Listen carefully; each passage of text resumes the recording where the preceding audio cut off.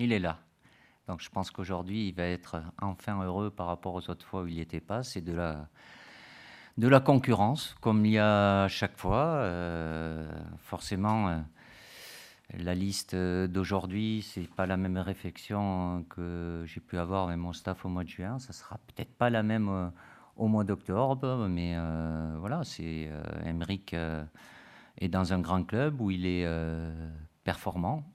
Il l'a été la saison dernière, il continue de l'être. Donc forcément, si lui il est là, c'est au détriment de d'autres qui sont peut-être pas dans la même, mais certainement pas dans la même situation sportive. Donc ça me semblait logique qu'il puisse revenir avec nous pour ce rassemblement. J'oublie pas, bien évidemment, ce que Sam a apporté à cette équipe et a donné à cette équipe. Il était dans une situation déjà au mois de mars qui n'était pas simple, au mois de juin encore moins. Et là, la saison est repartie où, oui, dans la hiérarchie, il n'est pas titulaire. Il y a eu 2 matchs en Espagne, même s'il y a eu des matchs de préparation. Donc, je ne suis pas à sa place. Il avait quelques soucis physiques aussi, qui sont partiellement résolus ou pas, qui l'ont gêné toute la saison dernière, puisqu'il a été souvent arrêté par rapport à ça. Décision dure, j'en prends toujours à chaque fois parce que j'ai le choix entre 2 joueurs ou 3 joueurs, donc je sais que je fais plaisir à un et pas à l'autre. Je fais en sorte d'être logique par rapport à ce que je pense. Une situation, elle est peut-être pas évidente en moment, elle est peut-être pas évidente au mois de juin, et le temps passe.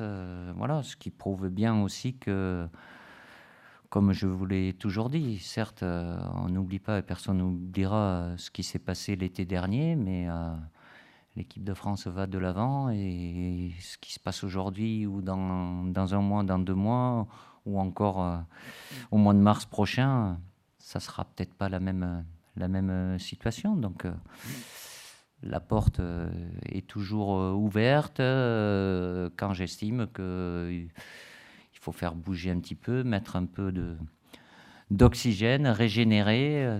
Ça passe par là et ça a toujours fonctionné comme ça.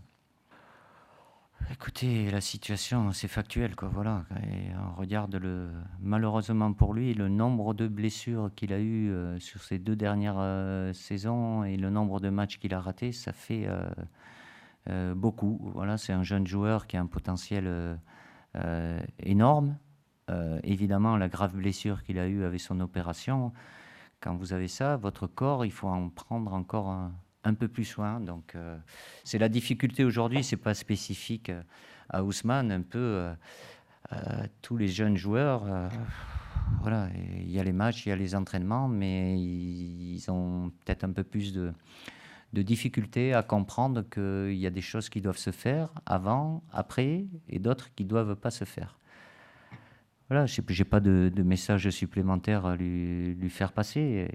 C'est qu'ils prennent conscience de toutes les exigences du football de haut niveau. Et même en prenant conscience et en faisant tout ce qu'il faut par moment, ça n'empêche pas d'avoir des blessures. Après, je ne vais pas m'immiscer dans sa relation ou avec le staff médical du Barça ou avec ses dirigeants.